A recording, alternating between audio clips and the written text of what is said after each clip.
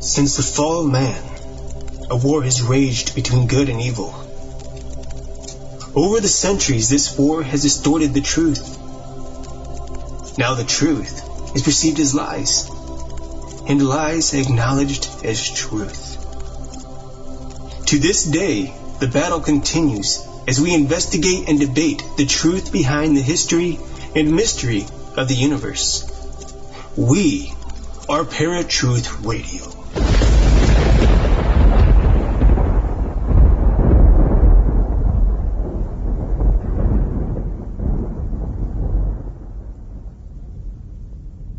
Dogmen, wolfmen, creatures of the full moon. Some say that cryptids are imaginary. Others say that they exist in the shadows. But none compare to the most dangerous cryptid of them all. This is the story of the most famous werewolf in America. Now Paratruth presents The Beast of Bray Road. What's going on, ladies and gents? My name is Justin. And I'm Eric. And you are listening to Paratruth Radio right here on the Paratruth Radio Network. Who let the dogs out? So today we are just chatting it up, just Eric and I, for the topic we have today. But first, how has the week been for you, sir? Week's been pretty good. We're working on a lot of stuff for school. It's getting crazy. Trying to figure out and make plans for work summer. Such a pain. Yeah. There's so much that I have to do in order. This is the thing, like with filmmaking, you don't really get into a production company or get real work unless you have a reel or a demo reel. Right. Which I currently don't have, but I'm in the process of trying to make one. I'm just waiting for people to give me footage of mine. Oh. And it's hard to get that footage sometimes, just because we're all so busy.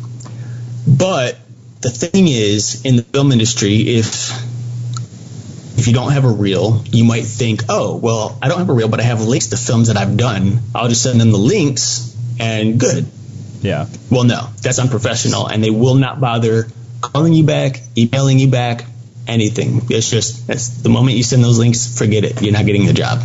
So I need to get the reel done within the next 2 weeks here so I can start applying for different positions or even the freelance stuff. But is that's your goal then for the summer, is to try and get into cinematography? Or it's going to be a while before I actually get into becoming a director of photography. It's going to be a process. So right now for the summer, I'm probably going to look into just a paid internship because I'm staying here in Virginia for the summer. Oh, okay. Because I have to be here during the fall. And just make money, have something on my resume, and continue learning the process and getting a chance to get behind the camera. And then eventually, probably within the next year or so, end up moving out to, don't know where anymore. Like originally it was going to be Vancouver. Now I'm starting the question really if I want to go to Vancouver. Yeah. I might move down to Atlanta. That's a big possibility. And then New York is another option. I still really don't want to go to LA, but we'll see. Well, it just, I guess, depends on what happens, after school is done, too. I mean, if you can get the internship, that'll get you, get that under your belt so that you have a better chance of getting hired on. So yeah. I mean, it would be great if Cleveland can get something together and get Hollywood back up there. Like right now, Cleveland is struggling to get the big Hollywood films up. They're still filming movies over there, but they're not Hollywood multi-million-dollar projects, but they're having trouble doing that because of finances. And so the film committee up there in Cleveland needs to raise about $1 billion in order to allow those companies, or at least move the companies to decide to come back to Cleveland and work. So if that happens, then I'll just go back there home. Was the Avengers, correct? The last financially wise film was The Winter Soldier. Oh, so I didn't realize they did the Winter Soldier there. Yeah, they did the Winter Soldier there. So I'm trying to think. They might. I can't remember if they did the second Avengers film or not. I think they might have did parts of it there. Not everything. It wasn't as big as the first one in Cleveland. Oh. I think they did a little bit there as well.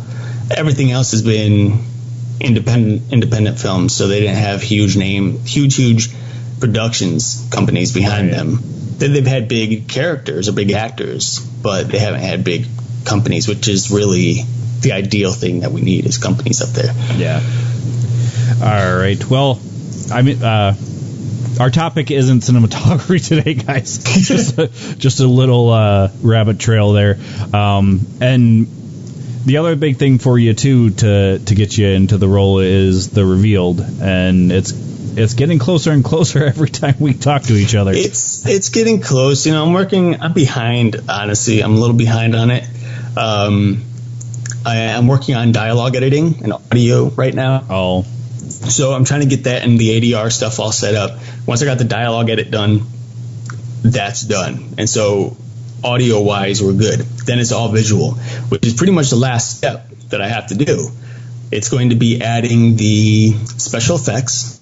So, you know, shadows and certain things that are happening in the film. I think there's only 4 special effects that I'm doing in the film. So not that many for a film that's 10 minutes and 9 seconds long. But they're significant spots. You know, these are areas where it's going to be really help. And then the final thing is color correction. And the color correction is pretty much just kind of the cherry on top, if you will. It's going to help me to bring the tone into perspective and help move the audience to the feeling that I want them to have in regards to the picture. So, but yeah, what is it? It's almost March, right? Yep. Man. I'm telling you, man, it's coming up fast. It's 3 months, not even. Yeah. It's almost. Okay. All right. Well, tonight, folks. Let's just do the radio show. We're going to be talking about the Beast of Bray Road, or the Bray Road Beast. Interchangeable names there, just because it's basically the same thing. So the Bray Road Beast is it's a couple of different things, because in my opinion they're saying cryptid, but then they say werewolf. In my opinion, I think the werewolf is not necessarily a cryptid per se. Interesting. But they say it's a cryptid. It's in Wisconsin. It says Walworth County is where it's originating at, Elkhorn, Wisconsin. And I've seen different things, but the main consensus was there were several sightings dating all the way back to 1936, but there was a spurt kind of in different years, 36, 64, 72, and then not again until 1989. And then it goes from 89 to 91, and then a little bit in 92, and then nothing. Like, it hasn't been heard of since then, as far as I've seen. What about you? It's really weird. No, that's pretty much where I saw it kind of fell off of the board as well. Which is very interesting, because there's a lot of speculation that the entire thing was made up, the entire story of the Bray Road Beast. There has been evidence in a documentary that I had watched once. There had been evidence supporting the idea that the people who happened to run into the Bray Road Beast all knew each other. They were either friends or family in some way or another, which is also kind of makes things a little sketchy. You know, it kind of like, well, it's one thing if nobody knows each other and they all have the same story, but here they all know each other and it's the same story. Right. Does that mean one person saw it and then everybody else thought they saw it? Or did they just all one day wake up and say, hey, let's do something fun? And, you know, so. Which you and I have actually contemplated, but. Yes, we have. And but yeah, that's what I saw too, was that they're all connected somehow, the witnesses. Yeah, so in that regards, you know, that's an interesting thing to come by. But after 91 and 92 area, you know, I haven't seen much of anything. Even to this day, like, there's been werewolf sightings around the world. In fact, there's one that recently came out. Where was it? I want to say Germany, but I might be completely wrong on that. It was Brazil, because I actually had it in my way wrong on that. In my paranormal headlines. It was somewhere South America. I'm pretty sure it said Brazil. People, I don't know if you know this, but that's on two separate sides of the world. Brazil, Germany. Yeah. I mean, and it could be that a video came out from Germany as well, but the one that I had reported on, I saw from Brazil. Yeah. Well, and so let's go about this two different ways as far as for right now. They're saying it's a werewolf, but they're saying it's a cryptid. So there's two things to a werewolf. If you think of the traditional werewolf, it's a man becoming a beast. If you think of a cryptid, it's a creature that is an animal and it was never a man. So if it's a werewolf, possibly dark magic, demonic, not necessarily possession, but demonic influence, or praying to Satan, whatever, for your body to change, or shamanic magic, which is Native American, all of which are supposedly the ways that this is happening to people for becoming werewolves. Where a cryptid is constantly an animal. It was never a man, and it's just walking around. What are your thoughts on either of those two theses? I think in a sense they can be used interchangeably. Now, werewolf means man, wolf, basically. Yeah.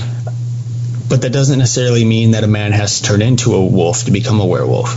I figure, or liken no pun intended, by the way.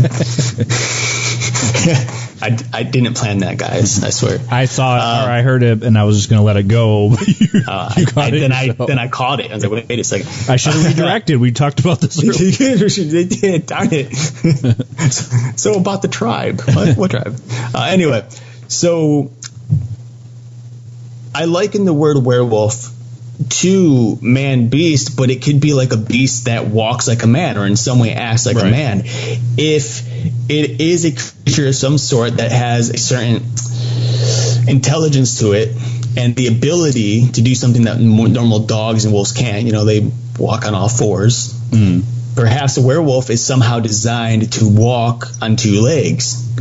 We see a much larger creature, usually stands around 7 feet tall or so, weighs around 300 pounds approximately. So they're not super heavy, but I mean, a 7 feet, 300 pounds, giant claws and teeth, you're not going to survive that in a hand-to-hand, fist fight.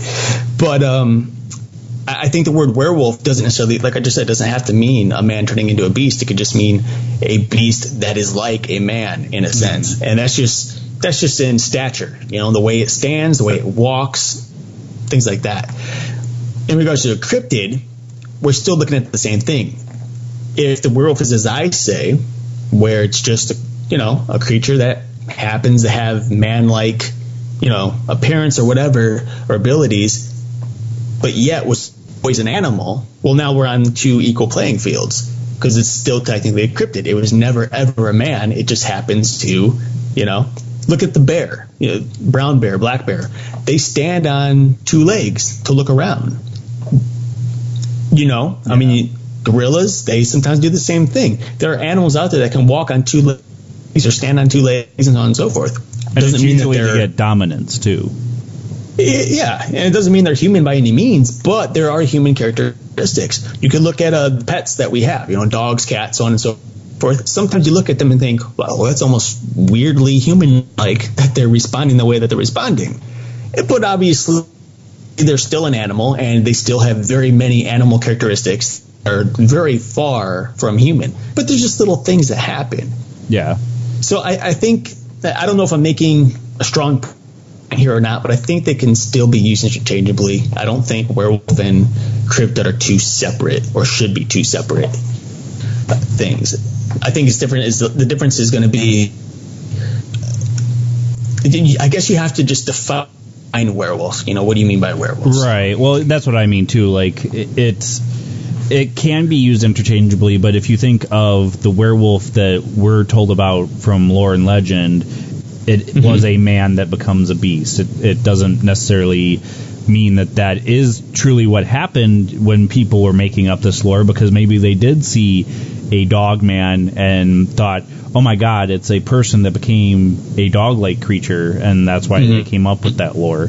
But when you think of that lore compared to what a cryptid technically is, it doesn't come to my mind that it's the same thing. But I agree with you that they could be interchangeably used when it comes to describing a werewolf. It could be just a man-like looking creature because it can stand on two legs, because it can use hands like this and not just paws, and that sort of thing. Yeah.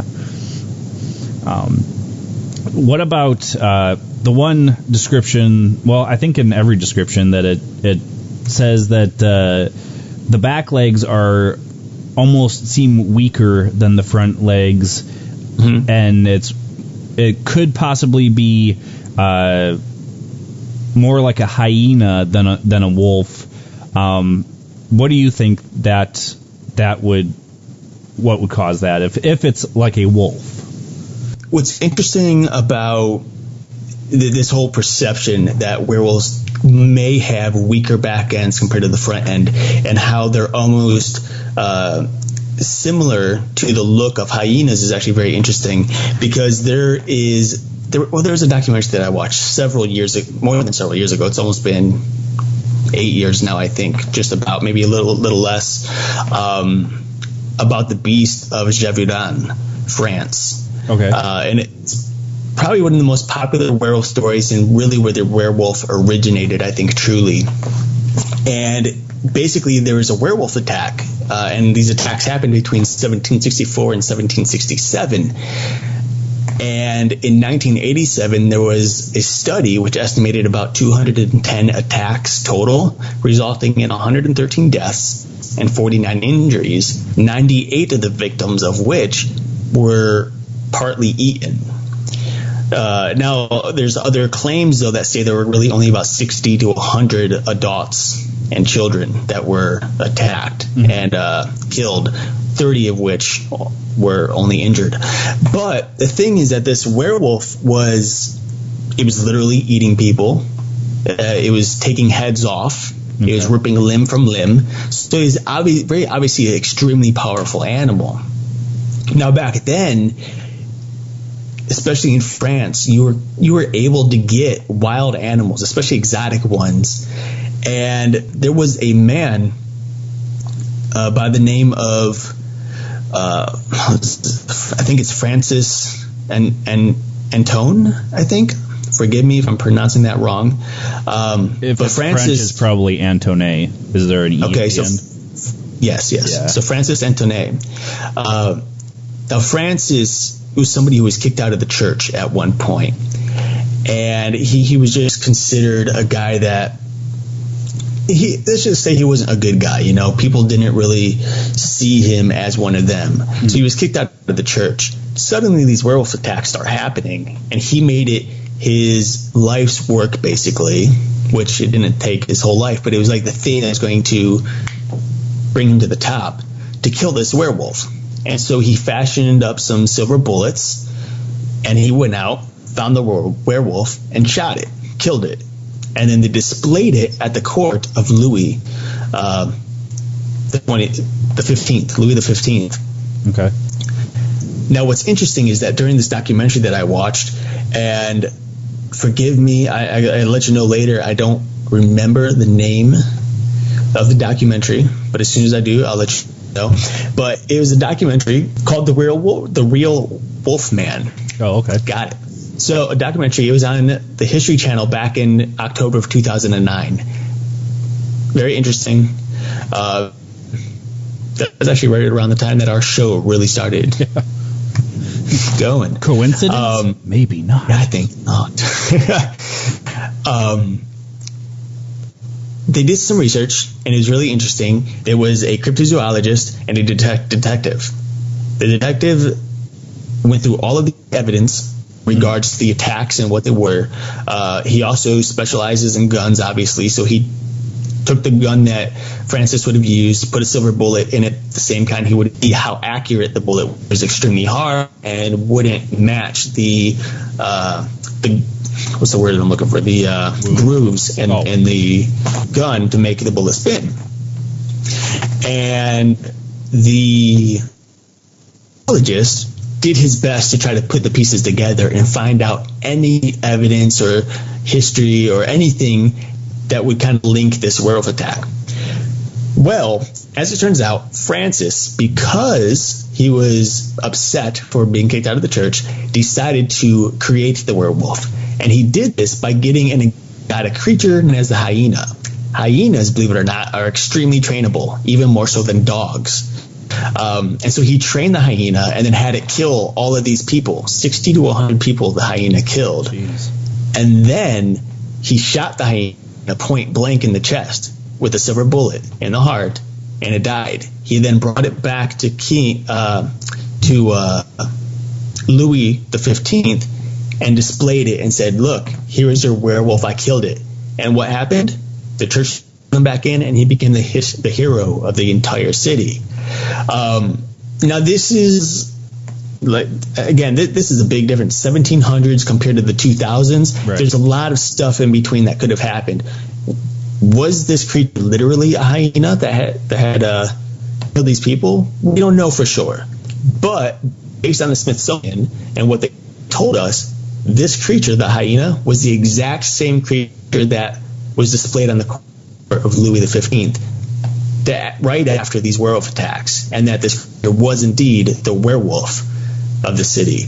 So it almost seems to me like if this is indeed the very first true account of a werewolf attack, it would make sense why current day werewolves seem to have a weaker back end or weaker rear legs, because it's based off of a hyena, which also has weaker back legs and a much stronger upper torso.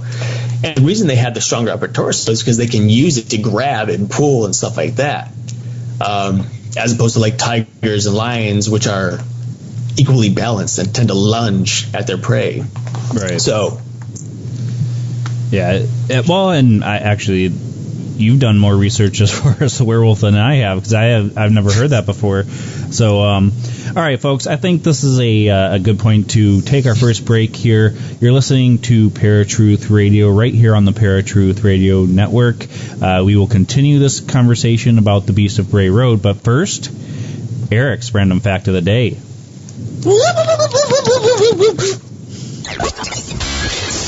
Now, Eric's random fact of the day. According to ChicagoTribune.com, the Postal Service has a Global Forever stamp, allowing mailers to send a letter anywhere in the world for $1.10. But have you ever wondered how much it would cost to send a letter to space, or in particular, to Mars? Well, according to NASA, the price that it would cost to send a letter to Mars is $18,000 US.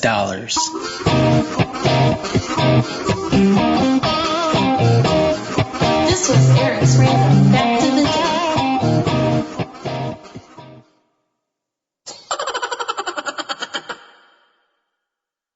All right, folks, welcome back to Paratruth Radio right here on the Paratruth Radio Network. My name is Justin. And I'm Eric. And we've been talking about the Bray Road Beast, or the Beast of Bray Road.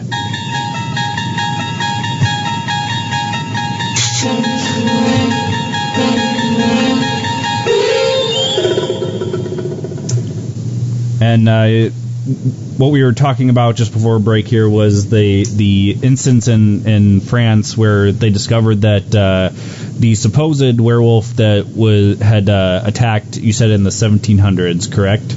Mm-hmm. Yep. Was actually a hyena, which explains the lore behind the weaker rear legs of the werewolf.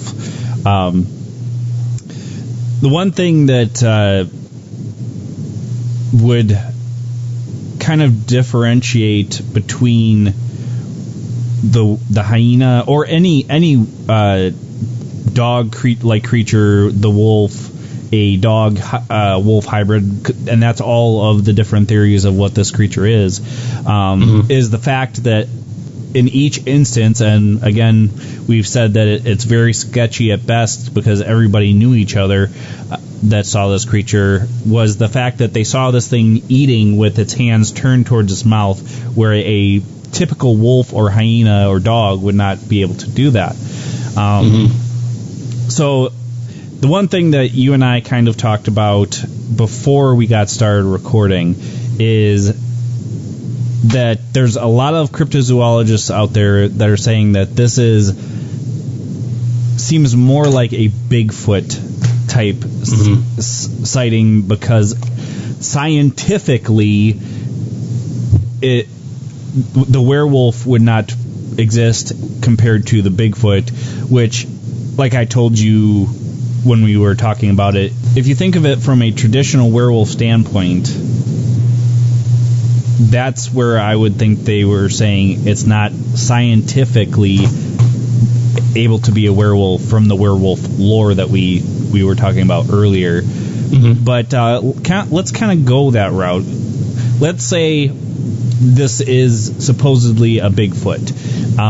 And for whatever reason, something happened where, because when you think of the Bigfoot legends or sightings, it's upright, it's standing upright, almost like a human. And let's say, for example, it got injured somehow, and the back legs were not as strong as they were before it was injured. So from a Bigfoot standpoint, it would almost have to become feral because it's injured. So it would become very ferocious, very... I don't know if it would become bloodthirsty, but if it killed something, and again, it depends on what you think of as far as what the Bigfoot eat, or big feet. Would that be plural for Bigfoot? I don't know. Big feet. But it would become feral, so it would become more aggressive, and in so doing as well, you and I have talked about mini evolution, where their snout that is supposed to be more like an ape face would become a little elongated so that it would get fangs to be more ferocious. That is the only way I could think of that it would be attributed to these particular sightings. What do you think? I mean, I'm against the whole belief that the werewolf would or could be a Bigfoot, just for the simple fact that many of the sightings of this creature have shown him or depicted him as eating meat of some sort, where, as far as I know, and I could be wrong because I don't know a large amount, huge and large are like the same thing, but a large amount of Bigfoot theories and stories, but I don't think that they really eat meat. I always thought that they were more vegosaurs, if you will. Vegosaurs, as if they're dinosaurs. Well, depending on what you think the Bigfoot really is, it could be a link to the past. Who knows? So, but from what I understand, like, the lore of the Bigfoot was that they are vegetarian creatures, very much human-like in everything that they do. Even their so-called nests were, in a way, almost human-like. So thinking that a creature that is naturally vegetarian would suddenly become a meat eater and eat roadkill on the side of the road, or a dead deer, or attack a deer and eat it. I mean, not that they don't. I don't know. I don't know much about Bigfoot and what they eat. I've heard that they're, and this is just from different people. Some people say that they are more omnivorous, like we are. Okay. Where they do eat rabbit or squirrel or usually like small rodents, nothing huge. Right. Right. But that just depends on sightings and the people that supposedly have had relationships with Bigfoot. and that sort of a thing. So that's where I'm coming from as far as that. I honestly don't know either if this Bigfoot is real, what they eat, but that's what I've heard. Right. Well, and the one thing though is, from what I understand, Bigfoot has never really been depicted as having claws per se. Right. It's always, if anything, they have nails like us, or like gorillas, have nails and so on and so forth. Where this Bray Road beast there's claims that it really does have claws and that there's evidence of it. A woman by the name of Dorothy Gibson was the first one to ever encounter the Bray Road beast on October 31st of 1999, and she happened to be glancing away from the road when she felt her tire lift up off the ground, and like she hit a bump. Well, she was concerned, and she looked back in her rear view mirror to see this gigantic, heavy-bodied creature, very bulky creature. She says that it started running at her from about 50 feet away, and it sounded as if it had really heavy feet, and she tried to get out of there. She stepped on the gas. It jumped on the back of her car, but because her car was wet from rain, it slipped off. Well, she didn't bother to tell anybody right away, but the next day, she did tell her neighbor. And sure enough, when she looks at her car, what does she find? None other than a bunch of claw marks scratched into the paint. So, I mean, that in itself is very interesting. You could think it's a bear, but bears, they're not faster than a car. Like, even when you start moving, they're not going to jump on the car, and they have huge claws. But I don't think that they're going to attack a car quite the same way as something that is just naturally aggressive. Right. Unless the bear, for some reason, is trying to protect its young or something like that. But I don't know, man. I mean, they're just... And most animals that we think of, too, are kind of skittish towards humans unless they feel threatened. So, yeah. Absolutely. I mean, if anything, I would say that if anything, it's not a point towards an actual animal as a bear. I think the bear would be the most likely possibility here, just based on the size of claws, teeth, eating meat, etc., chasing after. I could see a bear up, definitely. Bigfoot, though. Well, and folks, I mean, you can take our opinion with a grain of salt if you like, but both Eric and I do not believe Bigfoot exists. As far as a physical creature, if it's something manifesting as what these things look like, maybe. But same thing with werewolves. I don't necessarily foresee a human turning into a huge wolf. If anything, I could see this creature being something that we just have never discovered. But just like with the Bigfoot, why wouldn't we have discovered bones or a dead body, something like that? But it has kind of caught on to entertainment and media as well.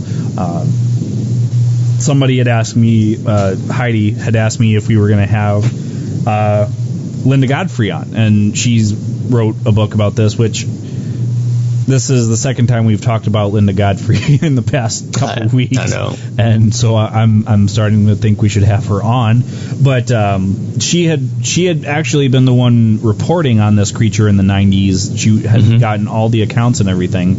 But there's also been a movie made. If you guys are familiar with the lost tapes from Animal Planet, apparently there was a Bray Road Beast lost tape made.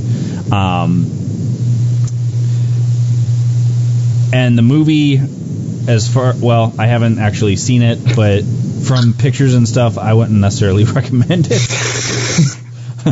Though I should probably not say that until I actually watch it. But hey, I learned all about branding. You don't brand correctly, people aren't going to watch. They branded poorly. Yeah. What are you going to do? Yeah, but it has come into entertainment a little bit.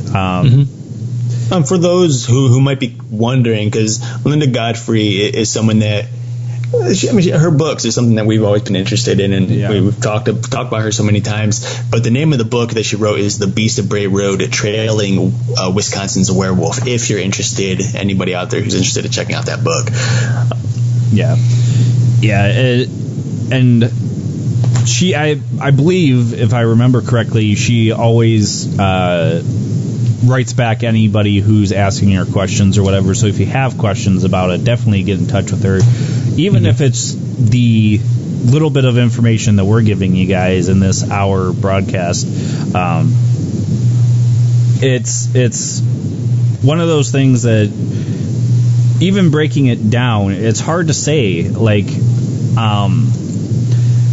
so let's come from the Christian perspective on this, and because you have heard an instance where there was someone who was being demonically oppressed or possessed, and it was like a werewolf creature, a Bigfoot creature, or maybe there was two separate instances. I can't remember. Do you think that something like that might have happened when the first girl came across this thing? I would. So from a Christian standpoint, of course, I would naturally want to say yes, that's a very good possibility. However, this evidence doesn't clearly support that theory, and the fact that there were claw marks on the back of the car there in the first place. Even if it were to show up, it's very big claw marks into the painted metal that would be visible. Now, yes, there's been stories about people who have been, left with scratches, 3 scratches on them from demonic attacks and stuff like that. A couple of scratches on someone's arm is completely different from large scratches on a metal surface that show up. So I think that if indeed what she saw was real, and if indeed the entire story is true in any way whatsoever, the fact is that there was something physical on the road that attacked her car and left scratch marks.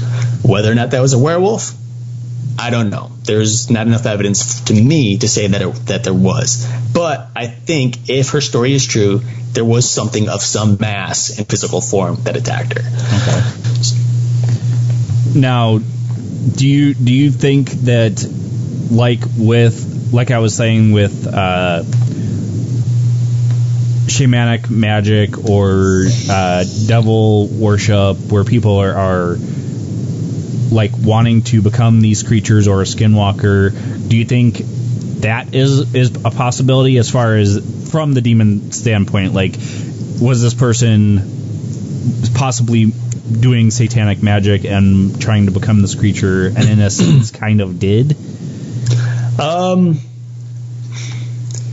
I mean, there's always that possibility, but again, the one thing that throws this entire story or that idea away from the story is the fact that there were numerous reports of the beast from numerous people. Now, whether or not they knew each other or didn't know each other, at this moment doesn't matter. It just doesn't matter.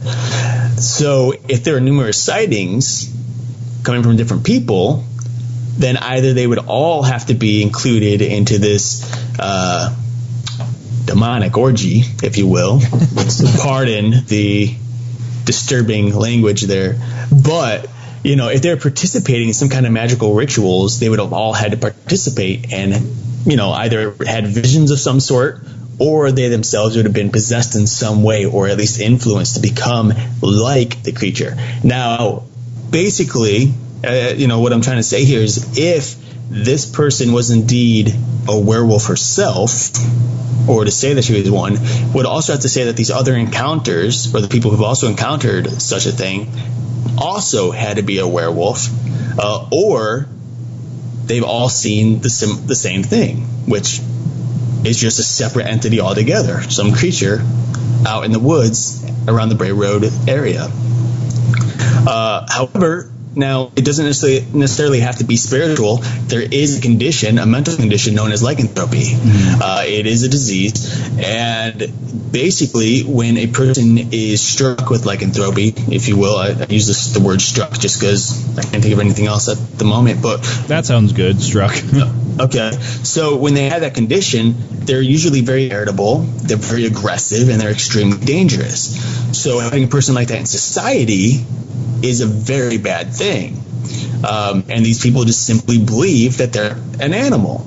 Now, I know way back when Justin and I had Night Stalkers, we had heard about a couple of people who claimed to be lycanthropes. They themselves believed to be werewolves, which is very interesting in and of itself, because now you're talking like, okay, do we have somebody like this on, or, just out of curiosity, but if we do, are we feeding into their disorder? Yeah. Because it's not natural to think that you're an animal, especially if you're human. We cannot change physically. Mentally, we can. But like I said, like in regards to the evidence, I think in regards to the evidence, if there was some kind of magical incantations going on in which to become a werewolf, they wouldn't have been able to put the marks and stuff on the car unless they were using tools, which, I don't know, mentally unstable, you might use a tool thinking it's your claws. It depends. I don't know, hallucinations. You could see a number of things. So I guess there's a possibility but I don't think that these people were, calling upon demonic forces to change them into demons. But if they were, I think demons instead would they themselves become the werewolf and show themselves to them.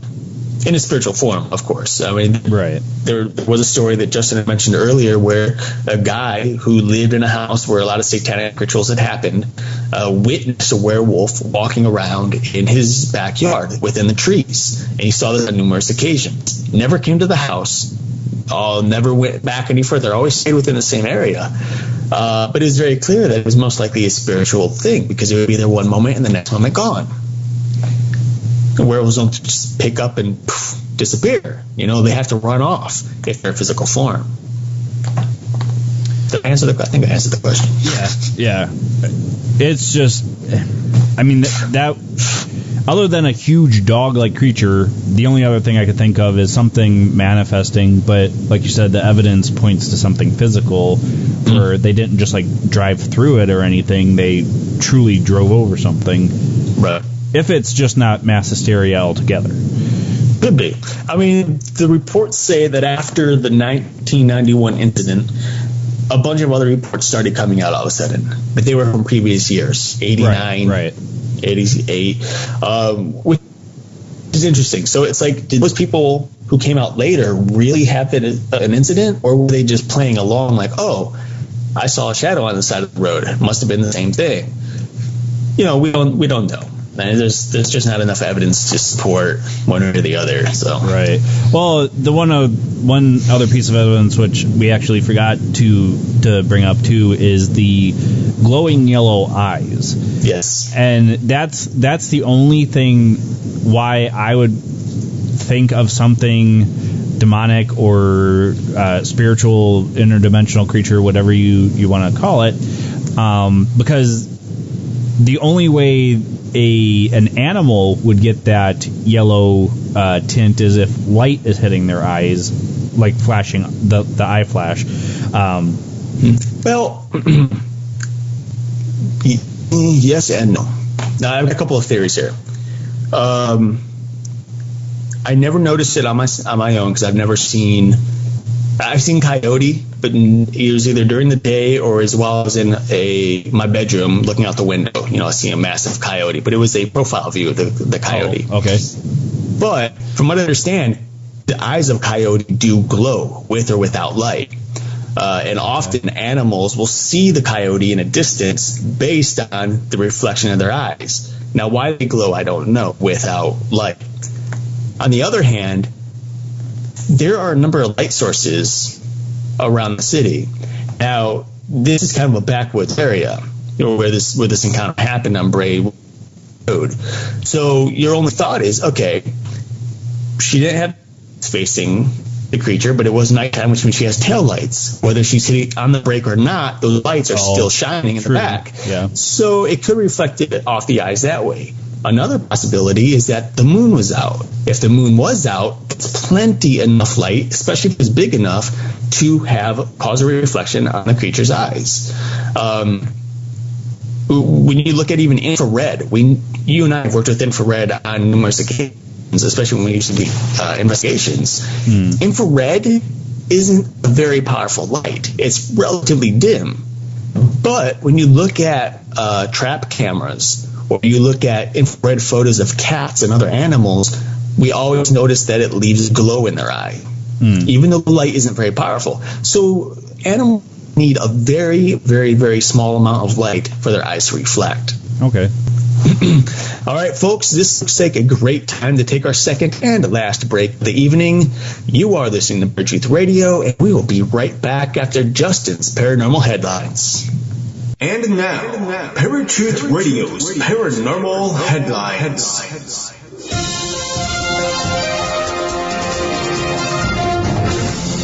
How's it going, Parafans? Justin here with your Paranormal Headlines.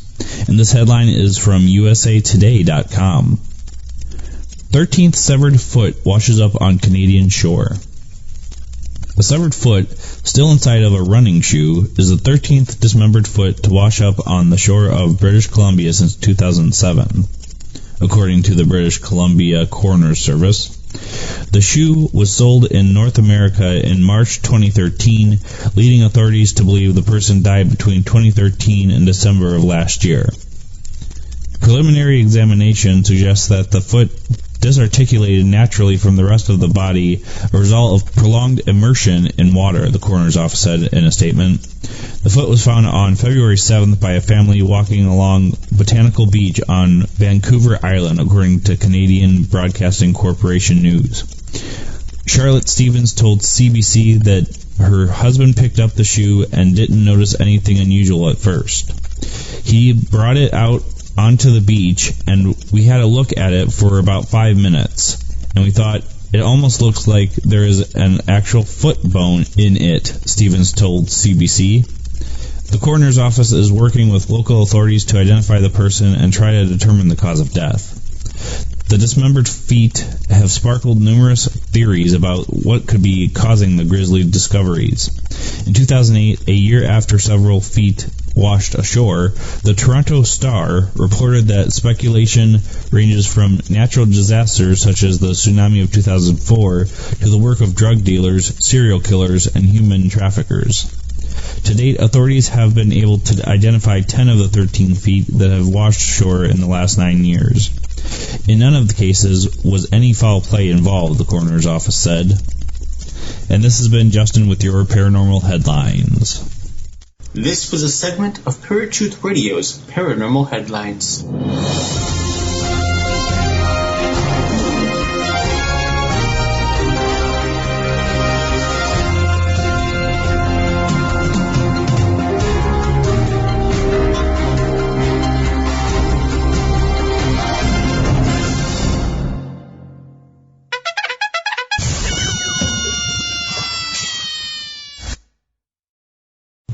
What's up, folks? Welcome back to Paratruth Radio. My name is Eric. And I'm Justin. And we are part, and of course, the owners of the Paratruth Radio Network, which you are currently listening to. We've been talking about the Bray Road Beast. Yeah. The Bray Road Beast, or the Beast of Bray Road, depending on how you like to say it. Very interesting discussion. A lot of information that's new, actually, to both Justin and I. There's things he's saying that I didn't hear before, and there's things I'm saying that he didn't hear before. And I'm sure we're both saying things that you guys have never heard before. Which kind of goes along the lines of when you said, it was several weeks ago, that, we usually don't talk before the show because, how are we supposed to be surprised about what information each other came across? I want to learn stuff the same time everybody else learns stuff. Mm-hmm. It's no fun to me, it's not as fun going into one of these shows knowing everything that we're going to say. No, It's just, that's not radio. So there's no script here, folks. Yeah.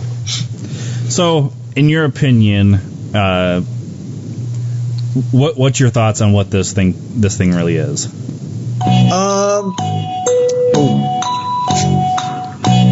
Hurry! It's almost over. I'm thinking that is just a mistaken identity.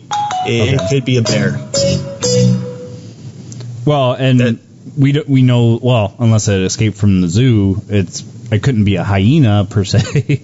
Right. No, I mean, you never know. Well, yeah. People get exotic animals here all the time. Don't know how, but I think if the story is true and what all these people are saying, I think it could be a bear of some sort that's just protecting its territory. Either that or an extremely large wolf, which is a very good possibility. Now, they don't have claws that are per se huge, but they do have big enough claws to leave scratch marks. I don't remember how big the scratches are on this woman's car that she claims to have been on there. For all we know, they're, teeny tiny. But if it's a heavy enough animal, it doesn't matter. It's going to leave marks, right? Right. But I don't know. What about you? Well, the first thing I think is possibly misidentification. The other theory that I came across, which is highly plausible, is some type of hybrid where it was a wolf-dog hybrid, which if you got a big enough dog mixed with a wolf, it would be, I don't think it would be 7 feet tall when it's standing up, but like if you think of Great Danes, they're pretty huge when they're up on their hind legs. So, and I don't know if this is even possible, but it was also mentioned wolf hybrid or dog hybrid with a hyena. And that would explain the weaker legs in the back, because if you think of a typical wolf, they don't have weak hind legs. They're just like any other canine, where the hyena, it does have those smaller, weaker legs in the back. Well, and here's another possibility. Could it have been... Now, the story says that the creature had pointy ears. That's the only thing that kind of throws me away from the idea that it's a bear. Also, the fact that she can see the muscularity in the arms, Right.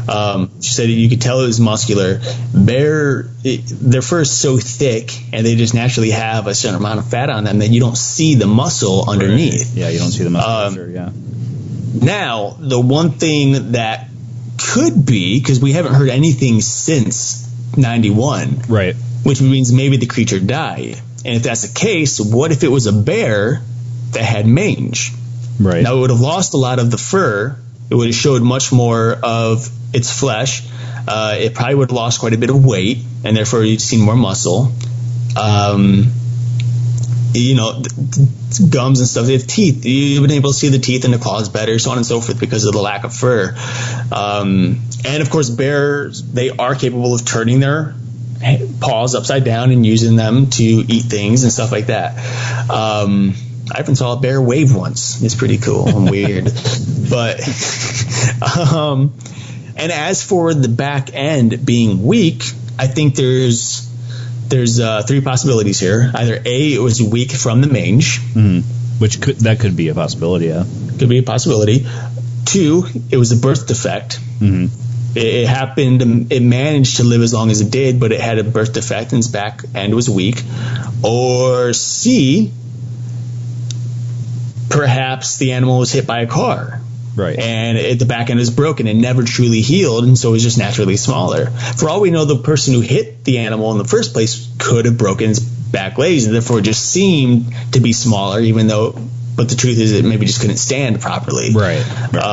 And yeah, I understand it moved fast to jump on the car, but if you ever see a deer get hit by a car, they keep running sometimes, and they don't stop. Get up fast. After being... They get up, and you can tell that the legs are broken, and yet they're still like gone. Yeah. Adrenaline kicks in. So, I think those are all very probable, possibilities there. For the mange standpoint, if it had either a birth defect or had been if it had a birth defect, mange is a bacterial infection. So if it couldn't walk properly, it could have easily gotten mange easier compared to the average bear, if you will, not a Yogi reference. But as far as like if it had been injured, it would have had to have that mange first in order for her to see what we were seeing. Right. And the one thing, well, actually, where are you going with this next? I'm just trying to think. As far as I was trying to think, do bears do that? But I don't know if they do it completely like we do, or just up to the side where. Like, I'm not saying they scoop up water and drink it. I mean, from like an eating standpoint, it could almost look like they were doing that if it was where it looks like. I'm not saying that they necessarily do it on purpose, but it's just like helps. Like I see cats do it. I mean, Bella, she'll like scoop her hands under the paws under the hold stuff. Yeah. And I don't know. I feel like I remember seeing like a bear trying to swipe like at like a cub or something, but like lifting its paw upward. Oh, I mean, it could just been a mistaken type of identity. They thought it was eating food, but maybe it was trying to get something. Or if it was eating food, if you're far away and depending on the lighting outside, it would almost look like the paws are turned up when really it's just doing this, trying to eat. Right. So I think there's a number of possibilities. I'm not saying that everything I said is a possibility, but I'm saying that there's options here. It's just help. It's just a way to help everyone broaden their mind a little bit and not focus on the fact that, or the idea that it was indeed a werewolf. It could have been a number of different things. So details, we're not specific here, folks. I mean, if I'm wrong and bears can't turn their paws like that, don't shoot me for it. You know what I mean? But I think the biggest thing that throws a wrench in the loop for this creature is the fact that all of the witnesses are connected. Mm-hmm. And say, for example, this woman the first woman, I forget her name now. I'll have it for you in just a moment here. Doris Dean Gibson. Okay. If Doris Dean had hit something, and say, for example, she hit a bear or a small cub, and it got up and got really pissed, and it started charging at her.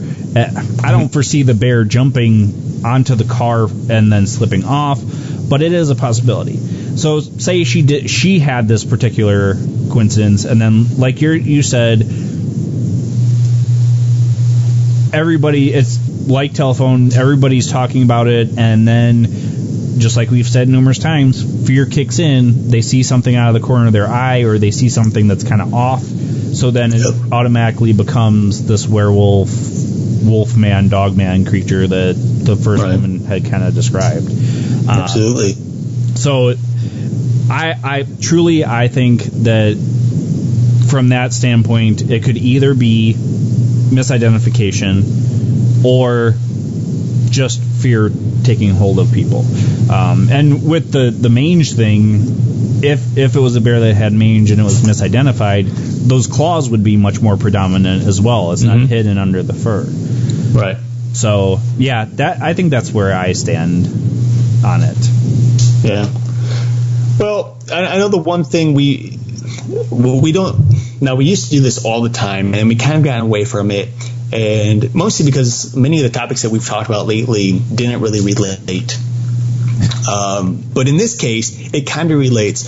I'm going to jump into the Bible here for a moment, because this kind of gives us a similar idea based on the werewolf, but not so much the physical creature or lore of the werewolf, but more so the lycanthropy mindset, in the sense that a human can have the mind of a creature and even look like one. Now, this story comes from the book of Daniel, specifically chapter 4. I'm going to start it at verse 32, and it's basically 32, 33, and that's it, 32 and 33. So Daniel chapter 4, verse 32 and 33. This is what it says. This is Daniel speaking, by the way. Just give a little bit of context. God told Daniel to go to Nebuchadnezzar and tell him this. And you will be driven away from mankind, and your dwelling place will be with the beasts of the field. You will be given grass to eat like cattle. 7 periods of time will pass over you until you recognize that the Most High is ruler over the realm of mankind, and bestow it on whoever he wishes. Verse 33. Immediately, the word concerning Nebuchadnezzar was fulfilled, and he was driven away from mankind and began eating grass like cattle, and his body was drenched with dew of heaven until his hair had grown like an eagle's feathers, and his nails became claws like a bird. In many of the contents, it says nails like the claws of a bird, and so on and so forth. But you kind of get this weird disorder all of a sudden, something that God, now this is God's doing for whatever reason, and it was a way to show him the power that God has. But it kind of relates to this whole lycanthropy thing. Lycanthropy is people who, again, think they're a werewolf. They act like one, very aggressive. But mind you, they also eat things like a werewolf would eat. They tend to like raw meat, not necessarily cooked. They like the taste of blood, so on and so forth. Here, obviously, he's not eating meat. He's eating vegetation, but he's still very much animal-like. I mean, how many people just go out into the grass and start eating grass and then stay there for however long 7 periods is? And his hair grows like feathers. I mean, does that mean that his hair literally turned into feathers? Or is it just they got long enough to feather out like a feather, And then nails like claws of a bird. Did they sharpen? Don't know. Were they just long like a claw, like the claws of a bird? We don't know. But you're seeing this animalistic, thing going on here in Nebuchadnezzar's mind, and it's causing him physically to change in a way like a werewolf. But we're seeing some interesting connections here. Yeah, and I had kind of heard that before on the Fourth Watch. Justin had brought it up about Nebuchadnezzar possibly being a werewolf in the Bible. So it kind of correlates to that as well. I mean, you don't necessarily think that when you read the Bible that it's a werewolf reference, but most people don't. Yeah, but I could see that correlation. Yeah, absolutely. Yeah. I mean. So I'm not saying that Nebuchadnezzar here became a werewolf. It's very clear that he didn't. But he does have some kind of animalistic change. Yeah, change of some sort. Again, physically speaking, I don't think he literally has claws or literally has feathers. I think it's just an expression. Or God could have made him think he was becoming that. That's a very, very good possibility. So... All right, folks, that is the Bray Road Beast. Very interesting. Wait. Oh, wait. What? Yes, it's very interesting. There's no more talk about, the Bray Road, but there is something that you and I have to do here. Uh-oh. Yep. It's a wolf, man. Werewolf. we got to do the howl. Gotta. Gotta, man. You can't talk about werewolves and not howl yourself. You can play little buttons here and there, but it's not as fun unless you actually become the werewolf. Yeah. I mean, I do it almost on a daily basis. So somehow that doesn't surprise me. It's not weird. The funny story real quick. Yesterday during school, I was asked what is one of the weirdest things I've done or that I collect and so on and so forth. So, naturally, I collect Hot Wheels cars. Even to this day, yeah, that's cool. That's great. So what's something more weird that, and it's just going around in circles. So I mentioned that I eat dog biscuits. Yes, people, it's good. It's high in fiber. The taste depends on what brand to get. I personally like Milk-Bone. It's up to you. So don't knock it till you try it. I told Shelly about that, and she has a whole new respect for you as far as a meat eater because you eat dog bones. Because it has a bunch of everything mashed in there. But yeah, I was about to mention I howl. Sometimes. But then I was like, you know what? That's one so thing. So it's not you bang your toe and you're like, ow! No. This is like... This is like sitting on my couch and the show is going and commercial happens and then I go and howl. Come on! You talked about we have to howl and you just don't do it. No, yeah, well, I can't do it now. I gotta save it and build it up for like the. Gotta savor the moment. Got it. Yeah, okay. That's how it's done. But yeah, driving home, in the dark especially, I howl on occasions. Full moons, that's a number. That's always. You do not pass a howl on the full moon, and no matter what. You never skip Halloween without howling at least once. At night. Can't be during the day. It's got to be at night. Always at night. Unless you're me. And then you can do it any time of the day. So I'm pretty sure I don't suffer from any type of lycanthropy. I think Justin can make an argument for that at the moment. My argument is I grew up with 3 Siberian Huskies. I learned from them naturally. I howl because they always howl. So you did develop lycanthropy. I think that's husky-thropy. Oh, well, yeah. There's a difference. Very close similarity between the two. Well, I'm not denying that. Just we got to get the terms correct. And I do believe they thought Thunder might have possibly been a hybrid. He was a big husky. Yeah, so very much bigger than he should have been. That's for sure. So, yeah, I guess let's howl. You're scared to do it. He's like, I could try to change the subject and hopefully get past it. I can't redirect this one. I just know I'm going to lose. So. Even if he did, I just start howling in the middle of him talking, and then I'm going to keep going until you howl. All right. On the count of 3. 1, 2, 3. Ow!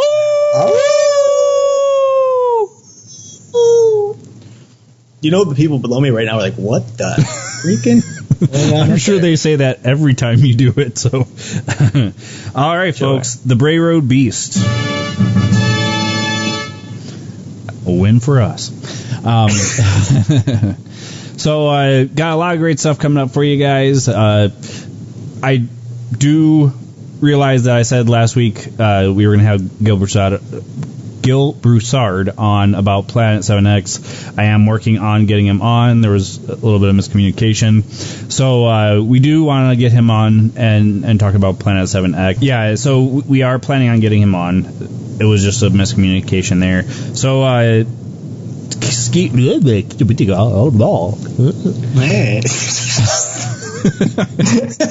those of you who don't watch the YouTube things really should consider it on occasion, because the face he just made was most frightening of any cryptid ever discussed on this show. But